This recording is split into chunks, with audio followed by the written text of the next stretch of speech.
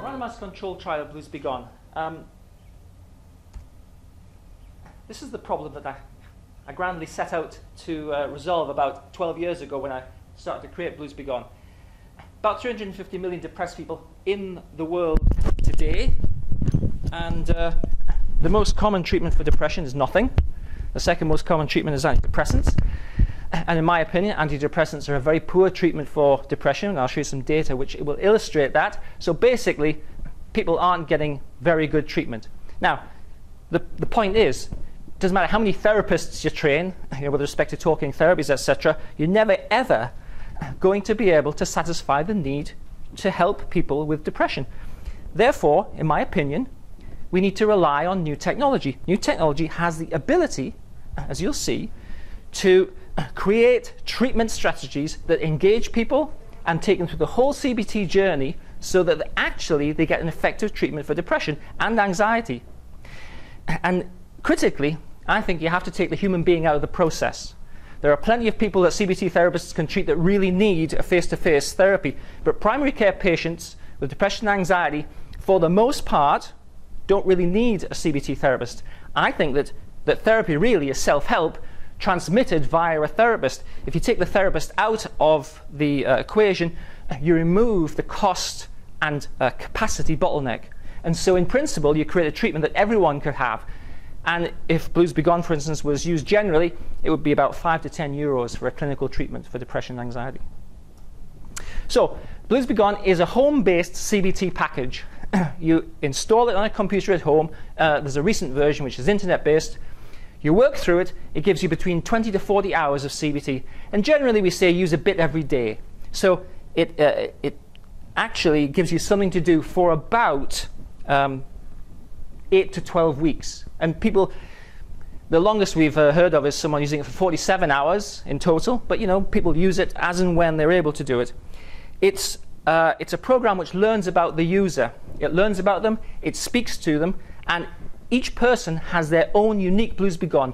There are no two Blues Begones that are exactly the same because the program learns about the person. And it doesn't require any additional therapeutic help. You don't need any additional helper, you don't need a support worker, although often they use them with support workers because they have a lot of support workers that need to have things to do. In the first instance, Blues Begone assesses the individual and then it compiles itself to reflect their particular needs. And it changes itself as you go through the program to reflect progress and other kinds of things. So this would be an example of a screenshot of just the recovery roadmap. There are about 305 different elements in Blues Begone, so you never see the same thing twice, except with one exception. You never see the same thing twice. There are 20 interactive tasks which capture all of the CBT normal tasks that you'd use. People are reassessed, and based upon that reassessment, actually they go through various feedback loops. And there are 120 talking heads. This is an example of a talking head conversation. I don't know if you notice any similarity between one of the characters and myself. That's my brother on that side, and this is me on this side. We thought if we're going to have animated cartoon heads talk to people, why use somebody else? We challenge negative thinking. This is a cartoon which we use a lot of cartoon animations and other kinds of kind of fairly nice metaphors, if you like. This is an example of a task. This one challenges faulty thinking. So this is a learning task where you learn to recognize cognitive distortions, although we call them faulty thinking, and to practice changing how you interpret them. And this is just a cartoon that I like. Anxiety is an overestimation of threat. So this is an RCT we conducted in Berkshire, and the RCT has two conditions. It's a waitlist control RCT. So everyone's assessed at time 1, and then they're randomized to either an 8-week wait or immediate use of the program. And these are all primary care patients referred by their GPs throughout West Berkshire, which is in England. So there's probably about 15 or 20 GP practices referring people in. So time 1, you're assessed, you receive Blues Begone. If you're in the immediate group, you wait 8 weeks. Then you're reassessed, and you get the program, you use it, and you come back at time 3 for the final set of questionnaires. We had 390 people referred. As is the case in my experience, about a third wouldn't participate. those that did participate, i.e. those that were assessed, we had 34 withdraw after the assessment, a lot of times because they found out they're in the waitlist group. So that's just the way that works. And we had 39 that wouldn't attend the final appointment. So it's the second appointment. But it's very hard to get people to come back. You know, they're at work. They won't come back in to do the questionnaires. But nevertheless, we have completion data, which is a within samples completion data set of 165 people. There are no sex differences at intake on depression and or anxiety. And overall, for the people who are assessed, we have a 66% completion rate. Now, typically, as we heard earlier on, the longer you're depressed, the harder it is to recover, and the likelihood of your recovery is reduced. So we found for our sample that the average time that people are depressed is 26.9 months, which is quite a long time, but of course the range is huge, you know, from 1 month to 15 years. But that's just the average for the purposes of this talk. It just gives you an idea that we're already looking at people who've been depressed for a couple of years. And these are the data. So we see at time 1, everyone is more or less the same, irrespective of which group they're randomized to, and they're at 26.69, 26.86. So they're at a very high level of moderate severity of depression. On the BDI, I think about 29 would be the severe cutoff. So this is a steady state primary care patient group who are depressed.